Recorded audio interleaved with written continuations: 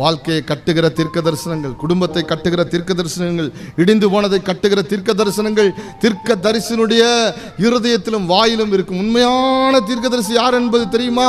கர்த்தர் ஒரு காரியத்தை குறித்து இப்ப என்ன சொல்றாரு, அடுத்தது அவருடைய நகர்வு எப்படி இருக்கிறது, அடுத்த நகர்வு எப்படி இருக்கிறது, இந்த நேரத்தில் என்ன செய்யணும் என்பதை ஏசாயா 50ஆம் அதிகாரம் 4ஆம் வசனம் சொல்லுகிறது.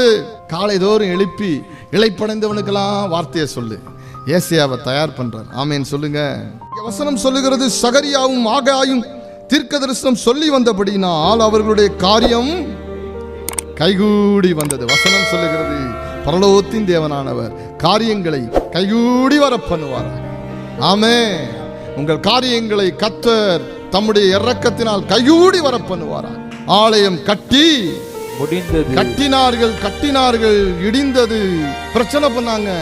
ஆனா வசனம் சொல்லுது, இங்கே சொல்லப்பட்டிருக்கிறபடியே இஸ்ரவேலின் தேவனுடைய கட்டளையின்படியே கோரேஸ், தரியு, பெர்சியாவின் ராஜாவாகிய அர்தசஷ்டா என்கிற புறஜாதி ராஜ்யங்களை ஆளுகிறவர்களுடைய கட்டளையின்படியையும் தேவனுடைய ஆலயம் கட்டி முடிந்தது. ஆமென்.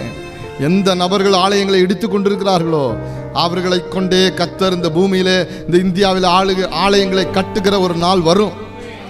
ஆமென், ஆமென். அந்த ஆலயத்தை கட்டுவதற்கு சத்துருக்கள் கூட வந்து நிற்க வேண்டிய அவசியம் இல்லை.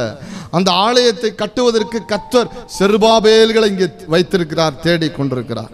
இந்த செய்தியை கேட்டுக்கொண்டிருக்கிற சகோதரனே, சகோதரியே, இடிக்கப்பட்ட ஆலயங்களை, இடிக்கப்பட்ட மனிதனுடைய வாழ்க்கையை, எதிர்காலங்களை, இடிக்கப்பட்ட ஊழியங்களை கட்டுகிறதற்காக தேவனால் தயார் பண்ணப்படுகிற, உருவாக்கப்படுகிற செருபாபேல்கள் நீங்கள் என்பதை மறந்து போவாதீர்கள்.